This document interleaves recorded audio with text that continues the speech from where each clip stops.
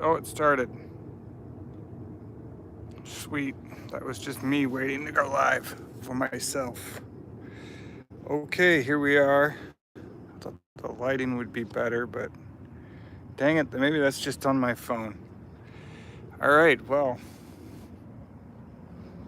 let's see here. Here we go. Got some light. I'm going to be reading from this book tonight. I'm going to be reading chapter 3, leaving off where I left off yesterday. With chapter 2, unfortunately, I'm going to have to find. I'm going to probably walk over there and get some better lighting. Anyways, a few updates here before I start reading as I walk. Geez, really? It's that bad? Can I come back over here and let's see, is it that poor at lighting?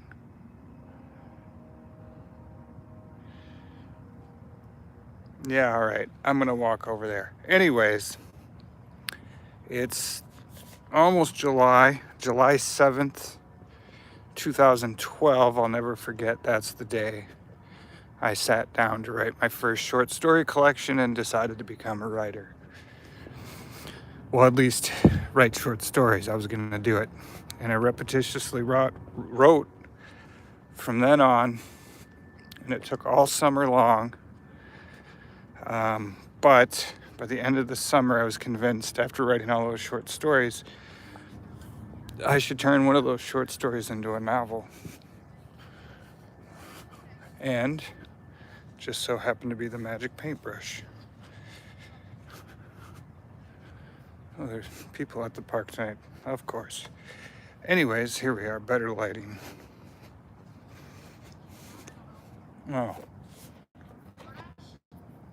No. No? Never mind. I saw somebody in the distance, I'm like, maybe not. I don't know. Where are you? Who would order DoorDash at a McKinnon Park? All right. Anyways, here we are, better lighting. Ugh. Someone's gonna get DoorDash. There we are. Chapter 3, we will begin shortly. Now, let's see here. Anyways, I'm gonna leave off, or get started here soon, but yeah, July 7th, 2012 is when I started writing short stories. And by the end of the summer, I couldn't get this short story out of my head, so I wrote it into a book. Well, I guess I'll kind of got side-blinded, but I'll get started here pretty soon. So the first chapter, which I have all the chapters, the first 2 chapters on my channel, you can check out the playlists. And in the first chapter, Stefan Vermeer meets the boy in the painting, Aidan Fragonard. Howdy. Hello again. And he meets, let's see, Stefan Vermeer falls asleep in the museum, and when he wakes up, he meets the boy trapped in the painting. And the boy trapped in the painting is a little rude, but he's been stuck in that painting for over 500 years, so you might be a little cuckoo as well. Anyways, he sits down to tell him his story, and if you tuned in last night, my riot, I don't know what that means, but last night he started off his story, 500 years ago. He was a simple farmer, and we met the neighbor Grant Wood. My riot, I'm riot. Anyways, we met the neighbor Grant Wood, the town tailor. Oh, I'm reading a chapter from my book. Anyway, so we met the town tailor, the evil villain Botticelli, and he taught Botticelli, the villain, what a hard day's worth of work is. Well, I'm reading a chapter from my book.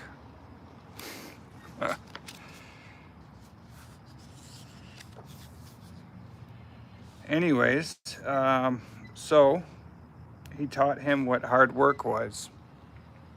Dedicate, which is kind of what that meant to me when I sat down and decided to become a writer. And I dedicated the book to my uncle and my father because they were both hard workers with two different mindsets, I guess. Anyways, we'll start off. You can go to my channel and take a look at for chapter 2. Like I said, it's on the playlist with the chapter readings of the other chapters. The first 2 readings, and I did a reading of the first chapter of the other 2 books, The Greatest Storm and The Tale of Yelizelsky and the Unicorn. So here we go. I'll get started. This chapter is titled Starry Night, just like the cover, Starry Night, and now it'll probably make sense after I read the chapter. The next week came, and still I struggled to find his niche. I worked hard from sunup to sundown while he slept comfortably in the shade under the tree next to our field. It was becoming a problem supporting someone who didn't want to work for their efforts. I realized then I had to tell him to find work elsewhere if I was ever to catch up on all of my chores. It was a shame because I did enjoy our conversations on the long walk back to town. When we got home, Botticelli sat down on the bench to gaze upon the stars as he often did. I asked why he stared at them every night. He replied, "The stars are like an unreachable paradise floating idle in the sky, just waiting to be tamed by a master.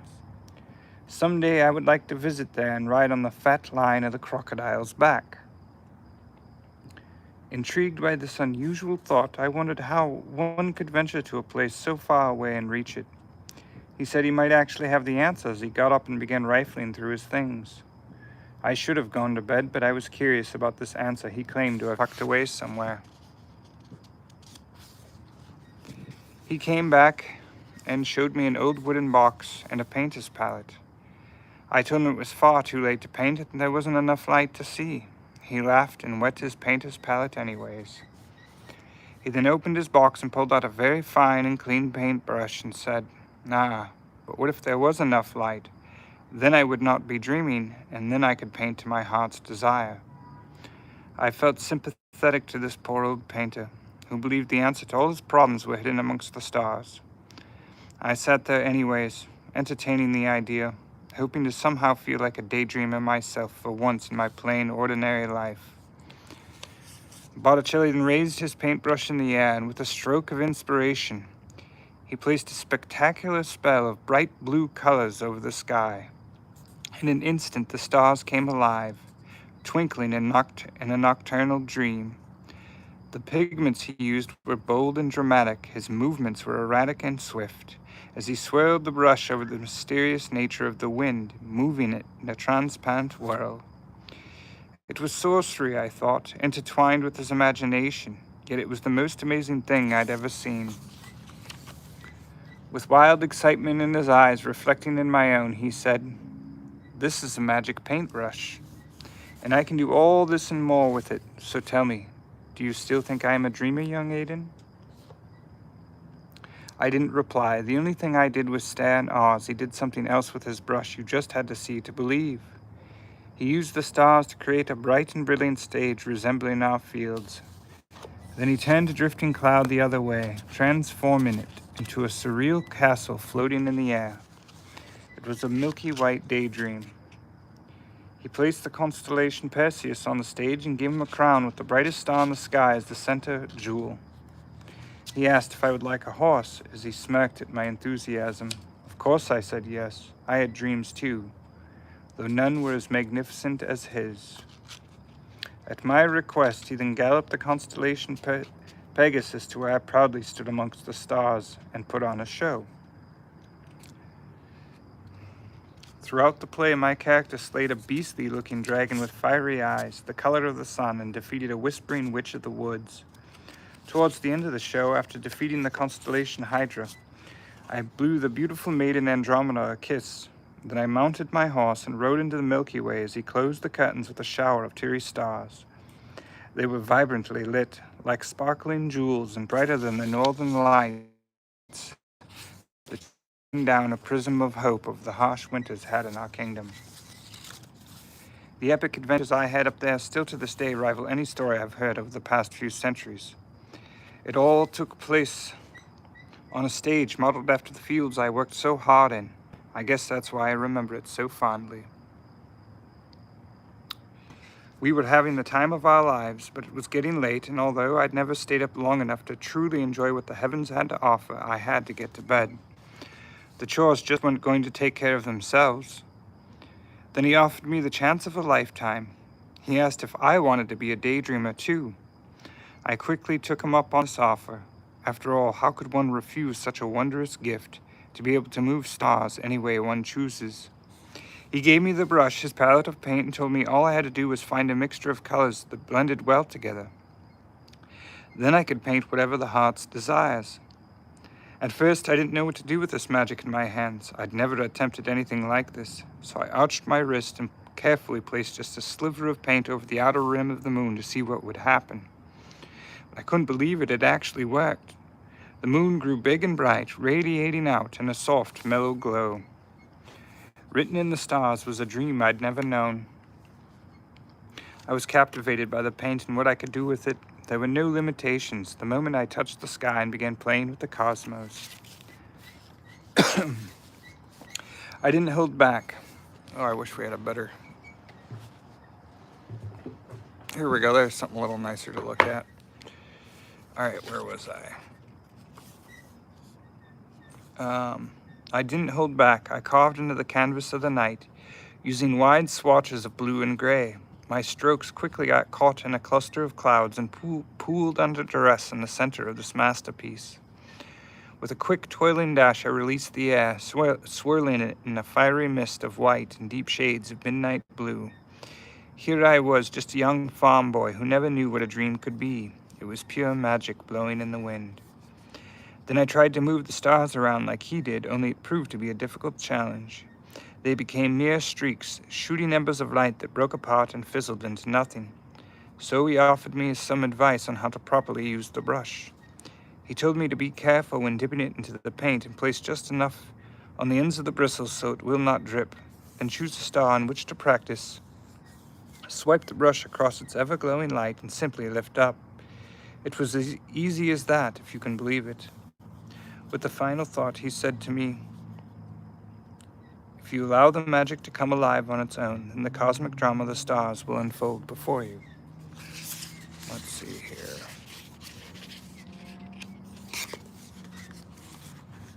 That's the neighbor. The neighbor walked by. That's kind of neat. All right, where was I? I paid close attention to his advice. It wasn't long after I got the hang of things that I was able to put on a show of my own. I washed the brush back and forth, creating a thin veneer over the starry world above. Slowly but surely, the surface began to gleam like a mirror, reflecting the unique qualities of our village below. The world above seemed to meld with this enchantment. It was as if an ocean of stars were drifting through our world below. You could see everything at a glance, even as far away as Grantwood's farm. For the finale to this magical performance, I gathered all the stars I could find and placed them in a line. Botticelli was intrigued. He begged me to tell him what I was going to do next. I turned to him and smiled before releasing them as a shower of glittery dust. Thousands of stars hurled towards the earth in a dazzling light show, only to be stopped as I whisked them away in one swift stroke. He said he'd never seen something so imaginative, but he was concerned that I may have painted away his dreams. I told him not to worry as I scattered them back across my blank canvas. We then both had a good laugh over such a silly thing. I spent the next few hours coming up with new things to make him laugh, and he did so many times that night. I was in a dream, and no one could wake me, not even the bell that rang every morning with all its might. The rest of the world must have been wondering what was happening to the heavens above. After a while, he asked for his paintbrush back. He said he wanted to show me something. I handed it back to him and he wiped it clean. His eyes grew into sparkling wonderment as he took the tip and focused on the brightest star he could find. When the star adhered to his brush, he carefully pulled it out of the night and placed it before me. He then said something that has always stuck with me over the years.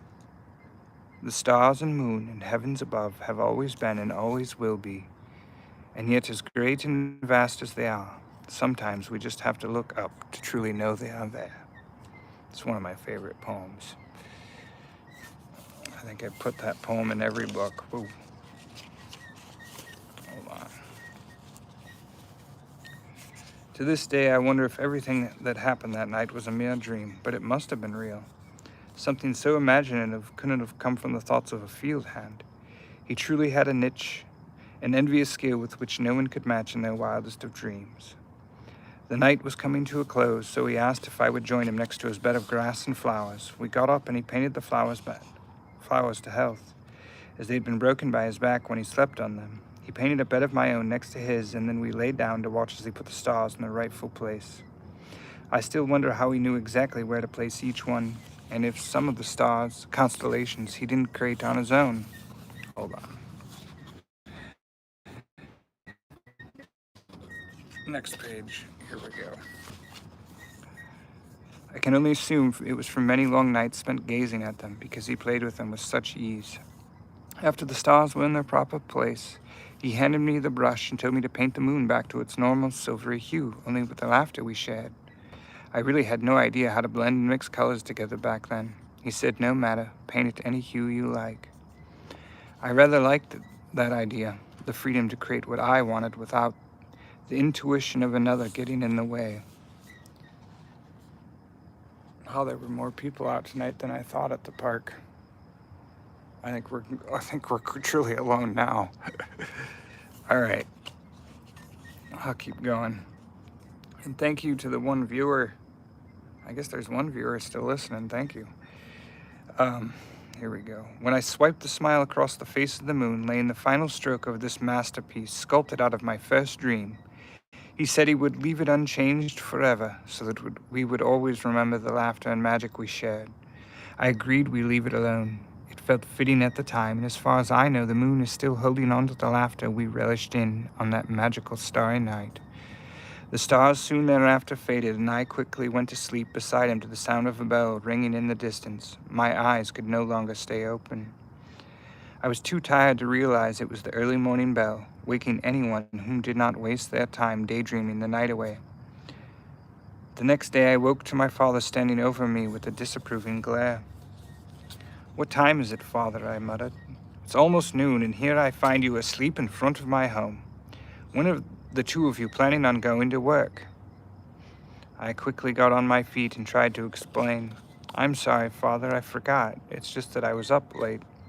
"Son, I can't afford having you spend all your free time with every drifter that wanders through town. There's work to be done." I apologized again to my father, as Botticelli still lay there sleeping and content with his dreams. My father told me to wake up my new friend and have him help out if I ever plan on finishing the chores. I tried waking him, but he didn't want to get up. It was obvious all he wanted to do was sleep on his bed of grass and flowers. So my father grabbed a pail of water and threw it on his face. Botticelli jumped to his feet and, without saying a word, followed me on my walk to start the day. When we made it to the fields, Botticelli walked over to the tree and fell asleep as he usually did. I picked up a shovel and stuck it into the first layer of soil. The chores were a struggle for once. I often took breaks to gather even enough strength for even the most menial of tasks. I'd never felt so lazy and useless. The sun had almost vanished when I was finally done. I woke Botticelli and told him it was time to leave. He looked at me in a daze. Almost done here. Looked at me in a daze, as if he wanted to go back to sleep. Reluctantly, he made his way on his feet. On the way home, I recalled everything that transpired the night before and asked if any of it was real. He eagerly replied, "Oh yes, it was all quite real. But if I am to show you again, I'll need plenty of sleep so that my mind can wander and dream of such wonderful and vivid sights." I asked where he obtained his magical paintbrush that did these amazing things to the nighttime sky. So we took a break on our walk home, and he told me his story. The end of chapter 3. So chapter 4, I might do chapter 4 tomorrow. I had a lot of fun doing this.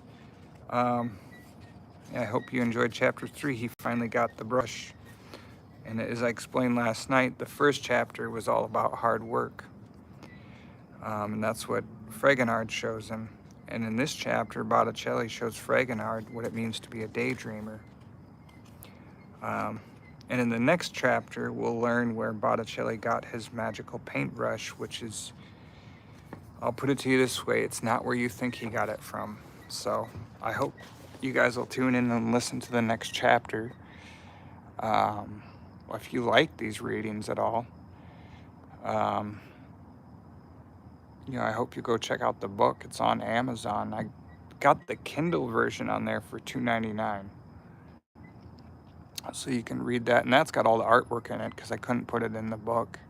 It's just too expensive to do the edition I wanted. Oh, the chapter was called Starry Night. Of course, there it is right there. They're sitting on that bench outside the home, and they paint their version of Starry Night. But yeah, I hope you'll check out the book on Amazon. And follow along on this journey with me about the Magic Paintbrush. And of course, I got the other two books out, The Greatest Storm, and that's a love story, but all the books are intertwined. That's why it's called the Books of 9 and 10 Penance. So there's not a magic paintbrush in every book, but this was my first novel. I'm very proud of it. I did not know when I wrote my first book that it is long after I'd written it, and I was very frustrated with the novel and ready to throw it away. Someone had said to me, or I'd read somewhere a few years after I wrote the book, that writing in first-person perspective is the hardest thing you can do. And that kind of changed my perspective on it. And then I took some advice on how to write in first-person perspective. And so it made, because the book, when I first wrote it, felt very clunky. And nothing I did could change it. But until I finally understood more about first-person perspective, I was able to go through and edit the book and give it a new look, I guess, or a read-through, a different read-through, which kind of helped and made me feel not so bad about it. So, but yeah, tomorrow maybe I'll read chapter 4, and that one's called The Island of Lost Dreams. So we'll find out where that brush came from. But I hope you're enjoying it so far. Seeing as I'm out of viewers now, I don't know why. How are you? The comments on here, I just don't understand. I had comments earlier, none of them made sense, but it's the interwebs. But yeah, thanks for tuning in, and I'll see you guys tomorrow night.